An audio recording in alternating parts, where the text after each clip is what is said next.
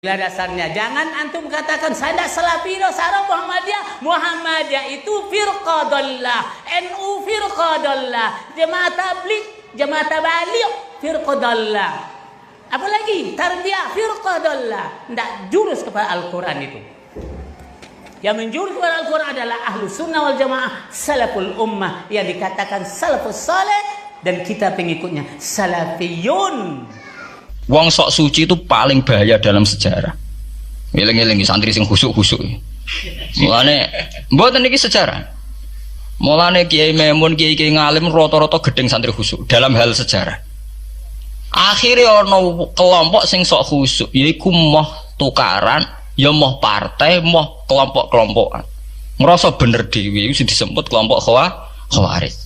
Wong Khawarij itu darani dosa gedhe murtad saking khusuke. Ora ana dosa cilik, kabeh dosa iku gedhe. Mergo dosa iku bentuk pelanggaran terhadap Allah Subhanahu wa taala. Wis entek khusuk wong Khawarij. Ora ana wong khusuk dalam sejarah kaya wong Khawarij. Tapi saking khusuke duwe akibat Ali ya darani salah, Muawiyah ya darani salah. Ya kaya wong saiki. PKB darani salah, PKNU darani salah, NU darani salah, Muhammadiyah darani salah. Dekne mau klunak-klunuk ning kamar ora tau gawe madrasah, ya ora tau mulang ngaji.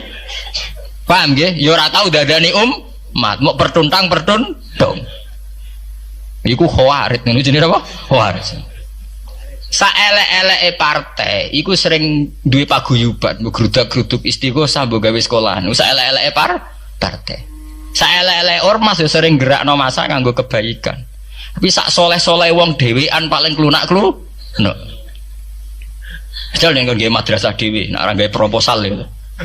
Nek ora ngono donyane entek, padahal donyane mok sapi kuru entek. Iku nggo pondasine tok ora cukup. Nggo pondasine tok mboten apa? Cukup. Wis wong soleh paling apik sak donya, umpama niat gawe masjid lho. Ndadekno pondasine tok tapa gretok ora ngarah cukup.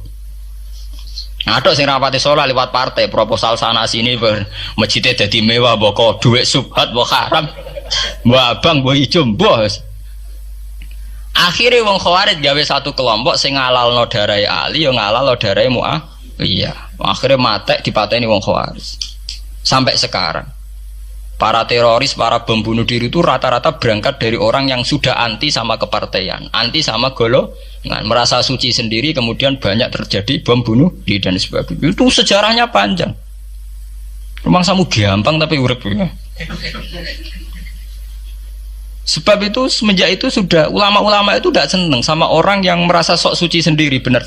Loh, saya sering ditanya, Gus, sampean itu kan tidak berpartai. Terus kalau organisasi di Indonesia yang kamu ikuti apa? Tak jawab. Asal NU atau Muhammadiyah itu mayoritas, saya hanya ada di antara dua itu.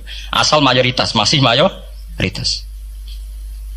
Soal aku tidak pengurus, memang tidak pengurus, tapi saya milih di antara NU atau Muhammadiyah. Asal masih mayoritas.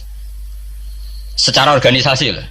Bahwa per detail perilaku kita karena kita punya ilmu, ya mungkin kita punya kekhasan sesuai kapasitas masing. Tapi kita harus milih salah satu NU atau Muhammadiyah.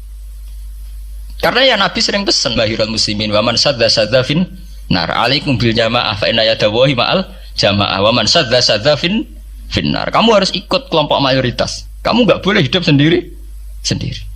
Wa man sadza fin nar, yang merasa benar sendiri masuk neraka. Ya karena itu tadi ada madrasah karena dibikin kelompok NU. Nanti ada sekolahan modern yang menjadi izzatil Islam wal muslimin melawan wong Kristen atau wong fasik, ya sekolahane Muhammadiyah. Ngerono madrasah, ono turutan, ono agar penceng, jasane wong ono sekolahan sing iso bersaing mbek non muslim wae Muhammadiyah. Ya itu saja kita. Karena kalau tidak direduksi begini, kita akan ikut kelompok-kelompok kecil yang merasa benar sendiri. Misalnya kelompok-kelompok yang kecil-kecil sing aneh-aneh. Itu kan mereka lebih orisinil. Tapi saat orisinil kelompok kecil itu luwih ngeri. Misalnya kayak kemarin ada kelompok An-Nazir. An-Nazir mungkin dia bisa ngepas no dawe Nabi yang sing rambutnya diping nih loh, sing tenggene japos bodone beda mek bodo kita. Saya tuh pernah melihat di Metro, ini cerita intelektual, pernah lihat di Metro wawancaranya ketua Jamaah An-Nazir. Itu dalam banyak hal memang mereka ingin memiripkan sama Nabi. Misalnya rambut dipilok diping. Dalam sejarah sampean takok ahli hadis, memang Nabi Sayyidina Umar Bakar itu rambutnya apa apa itu disemir. Terus mereka kalau sholat isya itu akhir, katanya Nabi kalau sholat isya sulusul lail dan sebagainya dan sebagainya. Tapi apa sisi yang dari itu terus kemudian merasa persis Nabi? Wong Nabi itu macam-macam. Beliau hidup itu berapa tahun? 23 tahun. Semenjak beliau jadi Nabi itu ngalami kenabian binten 33 tahun. Dan itu punya ikhwal-ikhwal yang rawan ada nasah mansuh. Seperti sekarang di Pondok Indramayu di mana-mana ada satu kelompok yang nganggap kehidupan sekarang itu adalah periode Makkiyah. Periode Makkiyah itu satu periode yang dimana sholat cek rapati wajib, zina rapati haram, nyabu rapati. Ya ada kelompok-kelompok di kota-kota begitu. Di kota-kota juga banyak orang yang sama orang zina itu biasa, sama orang nyabu biasa. Mereka sendiri tetap mengharamkan zina, tapi nggak perlu dilawan. Sehingga polemik ketika FPI begitu ada yang mengatakan periode sekarang itu mirip Makkiyah, di mana kemungkaran nggak perlu dilawan, yaitu bil hikmati wal mau'izatil hasanah. Ada orang yang menafsirkan Islam sekarang itu sudah periode Madaniyah, sehingga kemungkaran harus dilawan. Yang kayak FPI itu yang anggap sekarang sudah periode Madaniyah. Lah itu kan artinya begini, semua itu toh mengklaim mirip-mirip niru Kanjeng Nabi. Masalahnya semua itu juga ngeklaim mirip-mirip niru Kanjeng Nabi. Nah, terus kemudian ini cerita Malik ahli sunnah. Kemudian sejarah memanjang. Sausi Ali bin Muawiyah keok, Sayyidina Ali keok di putra Sayyid Husain. Sayyid Husain kon ngakoni pemerintahane Yazid teng Syam. Sayyid Husain boten kersa. Idzan al mautu khairun li. Kalau begitu lebih baik mati. Terus dibantai teng Karbala. Bons. Ketika dibantai di Karbala malah melahirkan trauma lagi. Wong Islam sing model tipikal Sunni tetap melok Yazid. Tipikal Sunni bukan Sunni, tipikal Sunni. Artinya melok Yazid wes ora usah dituntut dendam, malah ra ono bare. Akhirnya gak dendam. Kelompok Syiah iku apa-apaanan, putune Nabi kapundhut kok dingin-dingin saja. Kudu ono revolusi, akhirnya revolusi. Sing nglahirno kelompok Syiah kanthi sak mangke. Karena kelompok Syiah itu berangkat dari tragedi Husain, semua penanggalan Syiah mengacu 10 Muharram di tanggal kabudute Sayyid Husain, dan revolusi Syiah selalu mengacu kebangkitan Sayyid Husain. Lah ahli sunnah mulai dulu karena melihat fenomena sing macam-macam wis pokoke kaya wong Indonesia saiki. Tenan mboten derek-derek iku mulai dhisik. Mohon begitu terus sejarah sampai lahirnya sejarah intelektual.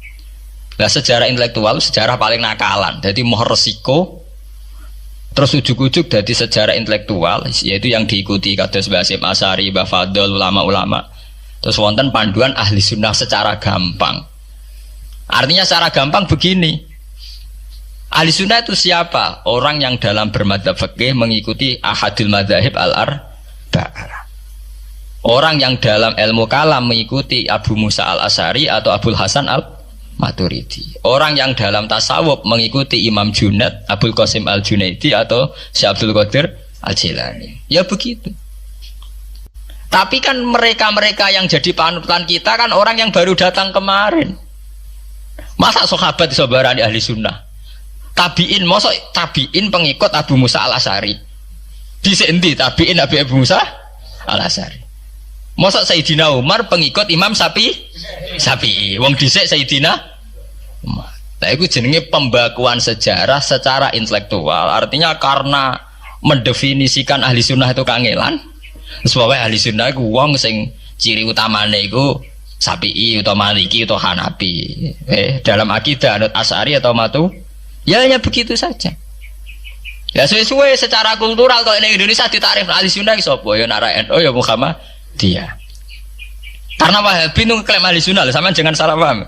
Wahabi sendiri itu menurut konvensi internasional itu masih ahli sunnah. Yeah. Dalam seminar-seminar OKI sedunia Wahabi itu masih kategori ahli sunnah. Muhammadiyah termasuk masih kategori ahli sunnah. Tapi kemudian ahli sunnah direduksi lagi. Ahli sunnah iso apa? Yang sarungan ketunan kunak-kunak ya napa? Ahli sunnah. Repot kan? Akhirnya secara global digawe takrif ahli sunnah itu sapa? Sing ora jelas sikape. Lah nek Syiah sing wani Amerika, takrif itu berkembang terus. Kok kebetulan si A diwakili oleh Iran, mulai dhisik ciri utamane Iran wani Amerika. Enggak dong, Iran nate dipresideni sah Iran. Sah Iran itu Pahlavi. Pahlavi bonekane Amerika. Terus digoleng no ambek monarkine Khomeini mbek Ali Syariati. Semenjak itu Iran identik mbek wani Amerika dimulai zaman era revolusi sinten Khomeini. Bakdo niku Rafsanjani nggih masih wani Amerika. Diterus samangke Ahmad Binejad mulai riyen Iran kok diciri khas sebuah negara yang wani napa? Amerika. Wani tenan Boris pokoke dadi sejarah. Dene wis duwe sejarah ciri khasnya wani napa? Amerika. Nah, sesuai dadi takrif. Pemerintahan Sunni piye? Sing balane Amerika, adalah Arab Saudi balane Amerika. Lah sing Syiah sing wani. Lah sesuai tarifnya sampean misalnya Amerika runtuh sing kuat Cina.